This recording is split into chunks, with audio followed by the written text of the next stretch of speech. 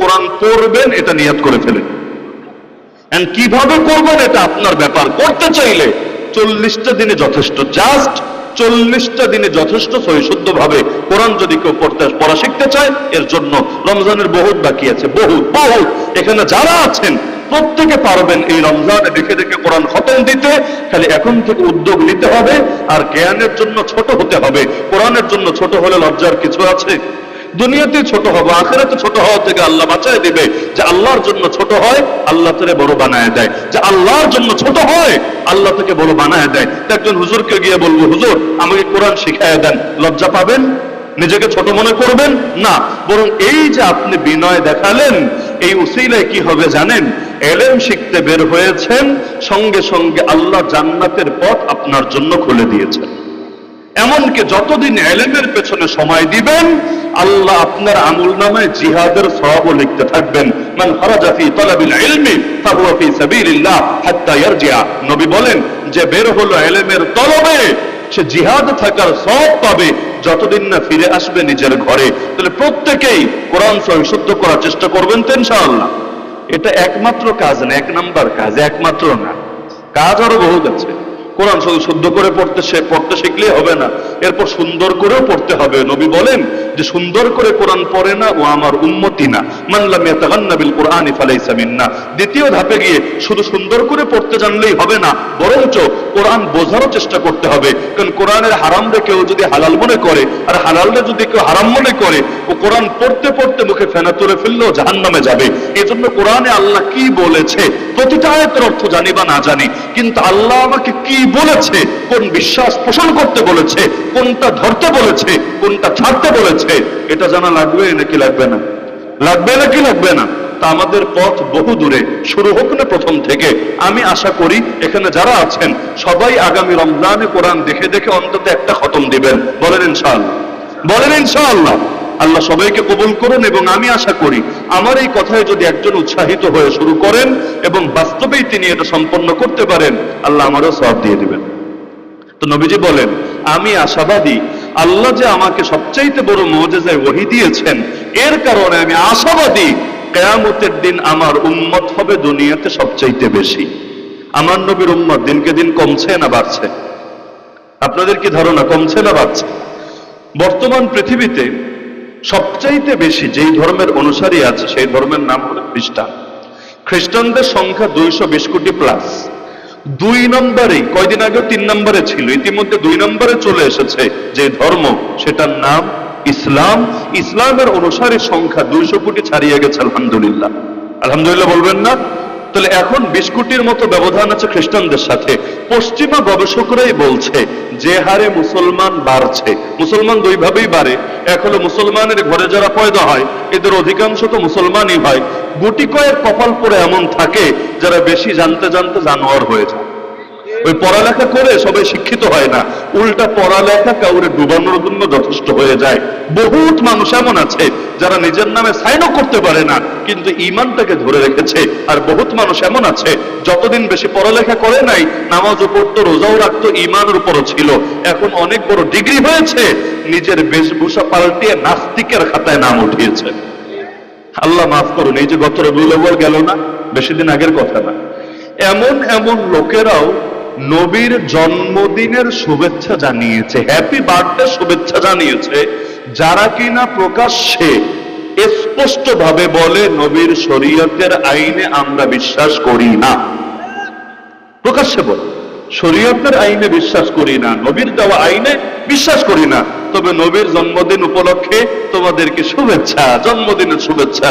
এটা কি রে ভাই? এইটার মধ্যে আর আবু লাহাবের মধ্যে আমি কোনো পার্থক্য খুঁজে পাই না। আবু লাহাব এই কাজ করেছে, নবীর জন্মে খুশি হয়ে এমন খুশির খুশি নিজের দাসী আজাদ করে দিয়েছে, কোটি টাকা দামের দাসী আজাদ করে দিয়েছে। আর নবী যখন দাওয়াত দিয়েছে সবার আগে নবীর শানে বেয়াদবি করেছে, যেই বেয়াদবির জবাবে আল্লাহ সূরা নাযিল করে দিয়েছেন। কোন সূরা? সবাই পারেন, তাব্বাত ইয়াদা। এমন সূরা যেই সূরা যতদিন দুনিয়াতে পড়া হবে অর্থাৎ কিয়ামত পর্যন্ত উম্মত লানত দিবে এই আবু লাহাবের শানে। এমনকি আবু লাহাবের 5টা বাচ্চা মুসলমান হয়েছিল, ওই 5 বাচ্চাও যখন এই সূরা পড়তো তখনও তাদের জবান থেকেও নিজের বাপ মায়ের নামে লানত বের হতো। তাহলে একদিকে নবীর জন্মে কত খুশি আবু লাহাব, আর একদিকে নবীর শরীয়তে কত বেজার আবু লাহাব। আমাদের অনেকের হয়েছে এই হালত, আল্লাহ হেফাজত করুন। তো নবী বলেন, আল্লাহ যেহেতু আমাকে কোরআন নামক মুজিজা দিয়েছেন, আমি আশাবাদী কিয়ামতের দিন আমার অনুসারী হবে সবচাইতে বেশি। কিভাবে অনুসারী সবচাইতে বেশি হয়? কারণ মুসলমানের ঘরে যারা পয়দা হচ্ছে এদের অধিকাংশই মুসলমান হচ্ছে, আর মুসলমান তো আলহামদুলিল্লাহ বাচ্চা কাচ্চা নিতে বেশি করেই নিচ্ছে, কারণ বাচ্চা কাচ্চা কার নেয়ামত। তো নেয়ামতের ব্যাপারে কি শুকরিয়া আদায় করতে হয়, না নেয়ামত থেকে মুখ ফিরিয়ে নিতে হয়? আরে বলেন না, শুকরিয়া আদায় করতে হয় না মুখ ফিরিয়ে নিতে হয়? অনেকে জিজ্ঞেস করবেন, ভাই বিয়ে শাদী হয়েছে? হ্যাঁ হয়েছে। কয় বছর? মোটামুটি 5 বছর হয়েছে। বাচ্চা কাচ্চা কয়টা? না হুজুর এখনো নেই নাই। এই টাইপের জবাব দেয় না, এখনো নেই নাই। মানে তার মনে চাইলে নিবে, মনে চাইলে না নিবে। অথচ বিষয়টা ছিল আল্লাহ যদি দেন আলহামদুলিল্লাহ, আল্লাহ যদি না দেন এর জন্য দোয়া থাকবে, কান্নাকাটি থাকবে। নবী ইব্রাহিমের কোন অভাব ছিল, তারপরে তো দোয়া করেছে আল্লাহ নেক সন্তান দেন, আল্লাহ নেক সন্তান দেন। নবী জাকারিয়ার কি অভাবটা ছিল, তবুও তো দোয়া করেছে আল্লাহ আমি বুড়ো হয়ে গিয়েছি, আমার স্ত্রী বুড়ো হয়ে গেছে, কিন্তু আপনি আমার বংশধর দেন, নেক সন্তান দান করেন। এমনকি আল্লাহ কোরআনে দোয়া শিখিয়েছেন, রব্বানা হাবলানা মিন আজওয়াজিনা ওয়া যুররিয়াতিনা কুররাতা আয়ুন। আল্লাহ বলেন রহমানের খাঁটি বান্দা তারা যারা দোয়া করে, হে আল্লাহ আমাদেরকে এমন স্ত্রী দেন আর এমন সন্তান দেন যারা আমাদের জন্য আঁখোকে ঠান্ডা, চোখের শীতলতা হবে, যাদেরকে দেখলে আমাদের চোখ জুড়ে যায়। রহমানের খাঁটি বান্দার গুণ আল্লাহ বলছেন, কারণ এক সন্তানের জন্য দোয়া করে আল্লাহর কাছে। তাহলে সন্তান কার নেয়ামত? সন্তান নেয়ামত বেশি হলে শুকরিয়া আদায় করা দরকার না মন খারাপ করা দরকার? এর মধ্যে সন্তানের মধ্যে সবচাইতে বড় নেয়ামত কি ছেলে না মেয়ে? কি জানেন না? সবচাইতে বড় নেয়ামত কোনটা? মেয়ে। আর জাহিলি যুগের জাহিলি মানুষদের বৈশিষ্ট্য ছিল, আল্লাহ কোরআনে বলেন যখন বলা হতো তোমার ঘরে মেয়ে হয়েছে, সঙ্গে সঙ্গে মুখটা কালো হয়ে যেত। ওয়াইদা বুশিরা আহাদুহুম বিল উনসা যাল্লা ওয়াজহুহু মুসাদ্দাম ওয়া হুয়া কাযীম। আমরাও আছি এমন এক পৃথিবীতে, আমার জীবনে বহুবার পত্রিকা এমন খবর পড়েছি, নারীরা তালাক দিয়ে দেওয়া হয়েছে। কেন? কারণ এই নারী একের পর এক একের পর এক একের পর এক খালি মেয়ে সন্তান জন্ম দিচ্ছে। কি হয় নাই? অথচ মেয়ে সন্তান জন্ম দেওয়া যদি অপরাধ হয়, যদি অপরাধ হয়, ওই অপরাধের জন্য মাইর খাওয়া দরকার হলো স্বামীর। কারণ স্ত্রী কি নিজে বাচ্চা আসমান থেকে ডাউনলোড করে? এটাকে 4G বা 5G স্পিড দিয়ে ডাটা কেবল লাগিয়ে আসমান থেকে ডাউনলোড করার বা ব্লুটুথ দিয়ে শেয়ার দিয়ে নামানোর কোনো সুযোগ আছে নাকি? স্ত্রী তো কিছুই না। স্ত্রীর ভেতরে বাচ্চা সরবরাহ করে কে? আরে দুনিয়ার বাহ্যিক ওসিলা। স্ত্রীর ভেতরে বাচ্চাটা সরবরাহ করে, বাচ্চার বীজ পৌঁছায় কে? বাহ্যিক ওসিলা তো আল্লাহ স্বামীদেরকে বানিয়েছেন, মূলত করেন আল্লাহ। বাহ্যিক মাধ্যম বানিয়েছেন কাদেরকে? পুরুষদেরকে। এখন যদি তোমার কাছে মনে হয় যে সরবরাহের মধ্যে সমস্যা হয়েছে, আসা দরকার ছিল একটা, চলে এসেছে আর একটা, তা আমি বলেছিলাম মুরগি আনতে, আপনি মাছ নিয়ে এসেছেন, দোষ কে আমার না দোষ আপনার? কষ্ট পেয়েন না, দোষ আমার না দোষ আপনার? আমি তো অর্ডার ঠিকই দিয়েছি, আমি অর্ডার ভুল দেই নাই, কিন্তু আনার সময় আপনি ভুল এনেছেন, তো দোষটা কি যে অর্ডার দিয়েছে তার না যে বাজার এনেছে তার? তাহলে এখন নারীরা তালাক দেয় কেন? কারণ নারী মেয়ে বাচ্চা হয়েছে। বলে তোরা বাইরান দরকার, কারণ তোর ভেতর থেকে শুধু মেয়ের উপাদানই যাচ্ছে। এখন নারী তো আর আসমান থেকে বাচ্চা ডাউনলোড করে আনে নাই। সুতরাং জাহেলিয়াতের উপর জাহেলিয়াত এটা, জাহেলিয়াতের উপর জাহেলিয়াত এটা। কারণ বাচ্চা যদি মেয়ে হয় আল্লাহ এর বিনিময়ে তার জান্নাত দিবেন, নবী হাদিসে ওয়াদা দিয়ে দিয়েছে। বিশেষ করে প্রথম সন্তান যদি মেয়ে হয়, আলাদা সুসংবাদ আছে। কারো যদি 2টা মেয়ে হয় আর ঠিকভাবে লালন পালন করে, আলাদা সুসংবাদ আছে। হ্যাঁ, এর জন্য আবার যাদের খেলে ছেলে, এরা মন খারাপ করেন না। যেমন আমরা 2 ভাই, কোনো বোন নাই, আমারও 2 ছেলে, কোনো মেয়ে নাই।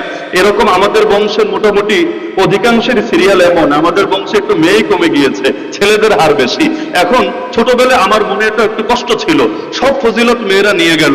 তা আমার আব্বা যে আমারে কষ্ট করে পালছে, আমার ভাইরে কষ্ট করে পালছে, তো তার কি ফজিলত থাকলো? সব তো মাইয়া মানুষের বাপেরা ফজিলত নিয়ে নিল, আবার নিজেরও তো এখন একই হালত, কোনো মায়া নাই। তো মাইয়া তো আর না থাকলে কি বা করার আছে? তো এখন ফজিলত থেকে কি আমি বঞ্চিত থাকবো? পরবর্তীতে ঘাটাঘাটি করে দেখলাম, আরে যেই জিনিসে মানুষ এমনি আগ্রহী থাকে ওইটার ব্যাপারে হাদিসে একটু কমই উৎসাহ থাকে। কারণ যেটা এমনি করে ওইটার জন্য আলাদা বেশি ফজিলত বলা লাগে না, কিন্তু যেটা মানুষ সহজে করতে চায় না, চুলকানি আছে, ওইটার জন্য আলাদা বলে বলে বলে দিল তৈরি করা লাগে। এজন্য দেখবেন অনেক সময় অনেক ফরজ ইবাদতের চাইতে সুন্নত নিয়ে ফজিলত বেশি বলা আছে। সুন্নত নিয়ে পাবেন 500 হাদিস, ফরজ নিয়ে পাবেন 50 হাদিস। কেন? সুন্নতের দাম বেশি, সুন্নতের দাম বেশি না, মানে হলো ফরজ তো না করলে মাইর আছে বরাদ্দ, কবরেও মাইর খাবেন, জাহান্নামেও মাইর খাবেন, কিয়ামতের ময়দানেও মাইর খাবেন, ফেরেশতারা ডান্ডা বেড়ে দিয়ে রেডি আছে আপনারা সাইজ করার জন্য। কিন্তু সুন্নত, সাধারণ সুন্নত বা মুস্তাহাব বা নফল, এটা না করলে জাহান্নামে যাওয়ার ভয় তো নাই, আযাবে আক্রান্ত হওয়ার ভয় তো নাই, কিন্তু এটা করলে জান্নাতে অনেক এগিয়ে যাওয়ার একটা সুযোগ আছে। এজন্য এটা নিয়ে বলা লাগে যাতে মায়ের না থাকার পরও মানুষ এই কাজটা বেশি বেশি করে। তো ছেলে তো এমনিই পালতো, জাহেলে যুগেও পালতো, ছেলে দাফন করার কোনো ইতিহাস আপনাদের জানা আছে? নাই। জাহেলে যুগে ছেলে দাফন করতো না। এই যে চীনে এক সন্তান নীতি ছিল বহুদিন, এখন দেশে মেয়ে কমে গেছে। কেন?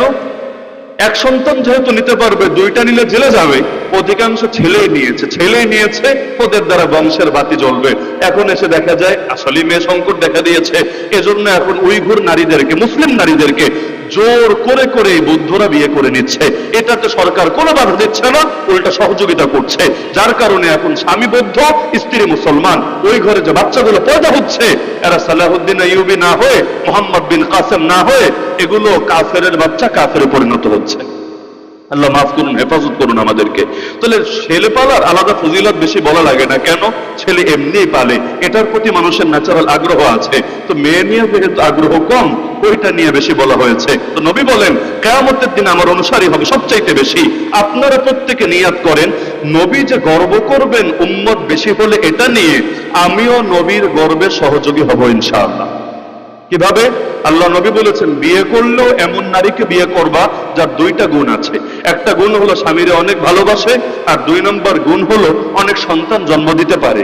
বলবেন হুজুর বিয়ের আগে বুঝবো কিভাবে স্বামীরে কম ভালোবাসবে না বেশি ভালোবাসবে, আর বাচ্চা কম জন্ম দিবে না বেশি জন্ম দিবে? না, বিয়ের আগে এটা বোঝার জন্য আলাদা যাচাই বাছাই করার কিছু লাগবে না যে আগে প্রেম করে দেখি কেমন মহব্বত করতে পারে। না, আপনি বংশ দেখেন। বাংলায় বলে না ব্যবহারে বংশের পরিচয়, বংশের একটা প্রভাব মানুষের ভেতরে থাকে। এমনকি মোহর নির্ধারণের ক্ষেত্রে পর্যন্ত ইসলামে দেখবেন অনেক ক্ষেত্রে মোহরে মিছিলের কথা আছে। আজকাল তো গণহারে মোহরে ফাতেমি, এই মশলাটা ভালো করে মাথায় গেঁথে রাখবে। বিয়ে করতে গেলেই হুজুর মোহর কত ধরবো? মোহরে ফাতেমি ধরবো। অথচ সব ক্ষেত্রে মোহরে ফাতেমি দিলেই বেশি সওয়াব হবে, বিষয়টা এমন না। মনে করেন এমন লোকের বিয়ে হচ্ছে যেই লোকের কোটি কোটি কোটি কোটি টাকা আছে, আবার যেই নারীরা বিয়ে করছে ওই নারীও এমন বংশের এবং তার সামাজিক স্ট্যাটাস এরকম, ওই লেভেলের নারী তার বংশের অন্যান্য কাজিনও যারা আছে তাদেরও বিয়েতে মোহর অনেক বেশি অনেক বেশি অনেক বেশি ছিল। তাদের জন্য এটা কোনো চাপই না, এটা কোনো ব্যাপারই না। কিন্তু আপনি এখন গিয়ে ফতোয়া দিলেন ভাই মোহরটা মোহরে ফাতেমি দাও, তাহলেই উত্তম হবে। আবার আরেকটা ফ্যামিলি যার জন্য মোহরে ফাতেমি দিতে গেলে কিডনি একটা বেচা লাগবে, আছে না অনেকে? এমন গরিব ভালো ছেলে, আলেম ছেলে হতে পারে, কিন্তু তার টাকা নাই, কোনো ক্যাশ জমা নাই, কিছু নাই, মাসে বেতনই পায় 8,000 10,000 টাকা, খরচ আছে তার 12,000 টাকা, ওই অতিরিক্ত 2,000 নিয়ে তার উল্টা পেরেশানি করা লাগে। এমন হুজুর নাই দেশে? বহুত আছে, বহুত। এখন বিয়ে করতে গিয়েছে, আপনি এখন ফতোয়া শোনাচ্ছেন মোহরে ফাতেমি দেওয়াটাই তোমার জন্য উত্তম হবে। আরে কে বলেছে আপনারে সব জায়গায় মোহরে ফাতেমি উত্তম হবে? বরঞ্চ বিয়ের ক্ষেত্রে ইসলাম যে মোহরকে উৎসাহিত করেছে সেটাকে মোহরে মিছিল বলে। মাথায় গেঁথে রাখেন, কি মোহর বলে? কি মোহর বলে? যারা বিয়ে করেছেন তাদেরও জানা দরকার, আগামী দিনে কারো বিয়েতে পরামর্শ দিতে পারবেন। যারা করেন নাই তাদের আরো বেশি জানা দরকার, আগামী দিনে যাতে আমল করতে পারেন। কারো জন্য মোহরে মিছিল দেওয়াটা নারীর উপর জুলুম হবে, কোন ক্ষেত্রে মোহরে মিছিল চাপায়া দেওয়াটা পুরুষের জন্য চাপ হবে। অথচ নবী বলেছেন সেই বিয়েতে বরকত বেশি হবে যেখানে মোহরটা সহজ থাকবে। কম বলেন নাই, বেশিও বলেন নাই, সবটা বলেছেন সহজ থাকবে। সহজ সবার জন্য এক পরিমাণ সহজ না রে ভাই। কারোর জন্য 1 কোটি টাকাও ব্যাপার না, আর কারো জন্য 1 লাখ টাকা দেওয়াটাও সহজ না। তাহলে মোহর নির্ধারিত হবে কিভাবে? ওই নারীর বংশের অন্যান্য মেয়েরা কিভাবে, যারা শরীয়ত অনুসারে যাদের বিয়ে হয়েছে, ওই ফাইজলামে বিয়ে না, শরীয়ত অনুসারে যাদের বিয়ে হয়েছে, যারা ইসলাম প্র্যাকটিস করে, ওদের মোহরটা সামাজিক ভাবে কি পরিমাণ ছিল, ওইটা দেখে আপনি আইডিয়া করতে পারবেন এই নারীর জন্য কোন টাইপের মোহরটা পারফেক্ট হবে। সব জায়গায় মোহরে ফাতেমি উত্তম হবে না, কথাটা মাথায় গেঁথে রাখেন। হয়তো এটা নিয়ে এলাকা 2 দিন গরমও থাকতে পারে যে হুজুর কি ফতোয়া দিয়ে গেল। সন্দেহ থাকলে মুফতিয়ানে কেরাম থেকে তাহকিক করেন। কিশোরগঞ্জে বহু বড় বড় মাদ্রাসা আছে, দারুল ইফতা থেকে আপনারা ফতোয়া সংগ্রহ করেন যে গণহারে সব জায়গায় কি মোহরে ফাতেমি উত্তম নাকি মোহরে মিছিল উত্তম, এটাই পাবেন। না সব জায়গায় মোহরে ফাতেমি উত্তম না, বরং মোহরে মিছিলটাই সাধারণভাবে উত্তম। হ্যাঁ, মোহরে ফাতেমি আর মোহরে মিছিল যদি কাছাকাছি হয়, বরকতের জন্য মোহরে ফাতেমি আপনি নির্ধারণ করলেন, সেটা ভিন্ন আলাপ। কিন্তু নারীরও ঠকানো উচিত না, পুরুষের জন্য অতিরিক্ত চাপ প্রয়োগ করা উচিত না। মনে থাকবে ইনশাআল্লাহ। তাহলে এখন ওই বংশের নারীদেরকে দেখবেন যে এদের মধ্যে পরকীয়ার হার বেশি নাকি স্বামী ভক্ত এবং সাংসারিক হওয়ার হারই বেশি, এবং এদের মধ্যে বাচ্চা জন্ম দেওয়ার হারটা কেমন, এটা দেখে একটা সম্ভাব্য আইডিয়া। তো নবী বললেন এমন নারী বিয়ে করলে কি হবে, ফাইন্নী মুকাসিরুম বিকুমুল উমাম, কিয়ামতের দিন আমি গর্ব করব উম্মত বেশি হলে। তাহলে উম্মত বেশি হলে গর্ব করবেন কে? উম্মত বেশি হলে গর্ব করবেন কে? নবীজি মুহাম্মদুর রাসূলুল্লাহ সাল্লাল্লাহু আলাইহি ওয়াসাল্লাম। আপনারা চান কি না নবী গর্ব করুক? আরে চান কি না? ওই সমস্ত মুরব্বী বড় সৌভাগ্যবান যারা জিজ্ঞেস করলে বলে বাচ্চা কয়টা? হুজুর আলহামদুলিল্লাহ 14টা। বাচ্চা কয়টা? হুজুর আলহামদুলিল্লাহ 12টা। বহুত আছে, বহুত। অনেকে আছে এক বিবি কিন্তু বাচ্চা মাশাআল্লাহ 8টা 9টা। আমার ড্রাইভার সাহেবেরই এক বিবি, বাচ্চা আছে 8টা আলহামদুলিল্লাহ। বয়স এখনো 40 হয় নাই, 2-4 মাস বাকি আছে। আমি আশাবাদী ইনশাআল্লাহ কিংবা ইনশাআল্লাহ 10 ক্রস করে মোটামুটি ফুটবল টিম, ক্রিকেট টিম সব পরিপূর্ণ হয়ে যাবে ইনশাআল্লাহ। আল্লাহ আরো বরকত দান করুন। তো এখন যারা এই নিয়তে বেশি বাচ্চা লালন পালন করবে যে কিয়ামতের দিন নবী গর্ব করবে, আমি সহযোগী হব নবীর গর্বের ক্ষেত্রে, আপনাকে হাজারবার শুভেচ্ছা জানালেও শুভেচ্ছা ঘাটতি থেকে যাবে। তাহলে 1 নম্বরে মুসলমান বাড়ছে কেন? কারণ মুসলমানের ঘরে মুসলমান তৈরি হচ্ছে। 2 নম্বরে ইসলামের বিরুদ্ধে বদনাম বেশি হলেও সারা দুনিয়ায় মানুষ দলে দলে দলে দলে মুসলমান হচ্ছে। হিন্দু কয়জন হচ্ছে? খ্রিস্টান কয়জন হচ্ছে? বৌদ্ধ কয়জন হচ্ছে? কিন্তু আলহামদুলিল্লাহ যে হারে মুসলমান বাড়ছে, লন্ডনের গবেষকরা পেরেশান যে হারে মুসলমান বাড়ছে আগামী কিছু কালের মধ্যে লন্ডনের মধ্যেই মুসলমান সংখ্যাগরিষ্ঠ হয়ে যাবে। এমনকি সারা দুনিয়ার মধ্যেই তো এই প্রবণতা বাড়ছে আলহামদুলিল্লাহ। আল্লাহ চাইলে একসময় হিন্দুস্তানের জমিনে আমাদের সংখ্যা সবচাইতে বেশি হবে। এখনো যে 20 কোটি হিসাব দেয়, এগুলো ভুলভাল হিসাব। ইন্ডিয়া তো আমি নিজেও গিয়েছি, ওদের সাথে কথাবার্তা বলেছি, তারাই বলে যে হুজুর এগুলো সংখ্যা কিছুটা কৃত্রিম ভাবে কম দেখানো হয় মুসলমানদের মনোবল দুর্বল রাখার জন্য। না হলে ইন্ডিয়ার মুসলমানের সংখ্যা ওরা যেটা কাগজে কলমে দেখায় এর চাইতে আরো বেশি আরো বেশি। আমার কাছে কথাটা অযৌক্তিক মনে হয় না, বরঞ্চ যৌক্তিকই মনে হয়। আর যে হারে ইসলামের দাওয়াত যত বাড়বে ইনশাআল্লাহ কিংবা ইনশাআল্লাহ মুসলমানও তত বাড়তে থাকবে। আপনারা দাওয়াত কম দেন বলে মুসলমান বাংলাদেশে এখনো কম আছে। 90% না, 99% ছাড়া যেত যদি দাওয়াতের হক ঠিকভাবে আদায় করতেন। কয়জন দাওয়াত দিয়েছেন মুসলিমকে বলেন জীবনে? আল্লাহ নবী কারে দাওয়াত দিয়েছেন? আপনি কারে দাওয়াত? বলবেন হুজুর মুসলমানদের দাওয়াত দিই। হ্যাঁ, মুসলমানদের দাওয়াত দেন, ভালো কথা। কিসের দাওয়াত? আমলের দাওয়াত। আমলের দাম বেশি না ইমানের দাম বেশি? আরে আমলের দাম বেশি না ইমানের দাম বেশি? কারণ আমলের ত্রুটি থাকলেও সে জান্নাতে যাবে যদি ঈমান নিয়ে মরে, কিন্তু ঈমানে যদি না থাকে ও তো বিনা হিসাবে জাহান্নামে যাবে, কোনো হিসাব কিতাবই লাগবে না। তাহলে আপনার বেশি পেরেশানি করা দরকার, বেশি দাওয়াতি মেহনত করা দরকার কারে নিয়ে? যার আমলের ত্রুটি না যার ঈমানই ঘাটতি। আল্লাহ মাফ করুন, আমাদের দাওয়াতে প্রচুর ঘাটতি।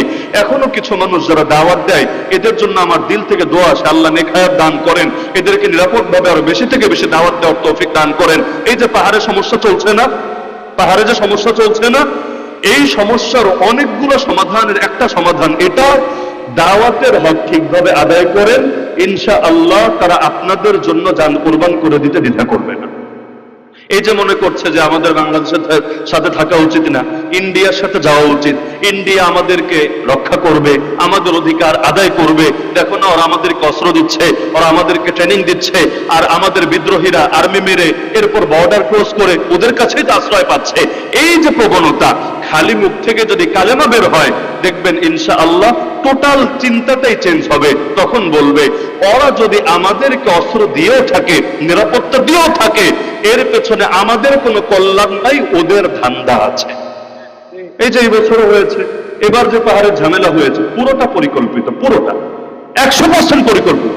কিছু রাজনৈতিক চুক্তি করার চেষ্টা করেছিল, যতটুকু আমরা জানি বিভিন্ন দলকে টোপ দিয়েছিল, কিন্তু আশানুরূপ সাড়া পায় নাই। বড় বড় দলের বড় বড় প্রধানরাও অনেকে বেঁকে বসেছে, দলের নিচের দিকে কিছু কিনতে পারলেও উপরের লোকদের বাধার কারণে ঝামেলায় পড়ে গিয়েছে। কিন্তু ওদের তো যে কোনো মূল্যে বাংলাদেশ নিয়ে চুলকানি লাগবেই। এখন কি করবে? বা শুরু করে দিয়েছে, এখানে ঝামেলা, ওখানে ঝামেলা, ওখানে ঝামেলা। কিন্তু আলহামদুলিল্লাহ, ওমাকারু ওয়ামাকার আল্লাহ, ওরা করে ষড়যন্ত্র, আল্লাহ করেন কৌশল। আল্লাহর কৌশলের সামনে বাতিলের ষড়যন্ত্র টিকতে পারে না। এই যে ইসলামের বিরুদ্ধে প্রপাগান্ডা ছড়াচ্ছে, এজন্য মানুষের ইসলামের আগ্রহ কমছে না, বরং যুব সমাজের মধ্যে কি হারে ইসলামের প্রতি আগ্রহ বাড়ছে। আপনি দেখেন, এক একটা ভার্সিটির নির্বাচনেও কিন্তু কিছুটা বুঝে আসে, সেখানেও যে প্রবণতা দেখা যাচ্ছে, এটার পেছনেও কিন্তু বড় একটা কারণ হলো ওই যে ইসলামকে দমানোর জন্য গালি গালাজ, টিটকারি, গালি এই সেই দিয়েছে, এগুলো শুনতে শুনতে পাবলিক বিরক্ত হয়ে বলেছে, যাদেরকে গালি দেওয়া হয়েছে আমরা ওদের সাথেই দাঁড়ায় গেলাম। মানুষের ভেতর এরকম একটা প্রবণতা আছে না? রাজাকার বলে গালি দেওয়া হলো, পোলাপান স্লোগান শুরু করলো, তুমি কে আমি কে, রাজাকার রাজাকার, কে বলেছে কে বলেছে, স্বৈরাচার স্বৈরাচার। এই স্লোগান হলো কেন? আজকে জঙ্গি বলে বেশি দমাতে চাচ্ছে না, দেখবেন কিছু কালের মধ্যে মুসলমান স্লোগান দিতে শুরু করেছে আমেরিকার বিরুদ্ধে, তুমি কে আমি কে, ওই শব্দ বলে কে বলেছে কে বলেছে, ব্যাস এরপর ওদের নাম বলবে। মুসলমানদের গালি দিয়ে দমানো যাবে না ইনশাআল্লাহ। গালি যত বাড়বে, ইসলামের পক্ষে জাগরণ তত বাড়বে ইনশাআল্লাহ। আল্লাহ রসুল বলেন, কিয়ামতের দিন আমার উম্মত হবে সবচাইতে বেশি। এমনকি আমি আপনাদেরকে সুসংবাদ শোনাই। এটা বলে আলোচনার ইতির দিকে যাবো ইনশাআল্লাহ। নবী একদিন প্রশ্ন করলেন, সাহাবীরা তোমরা কি এতে খুশি যে তোমরা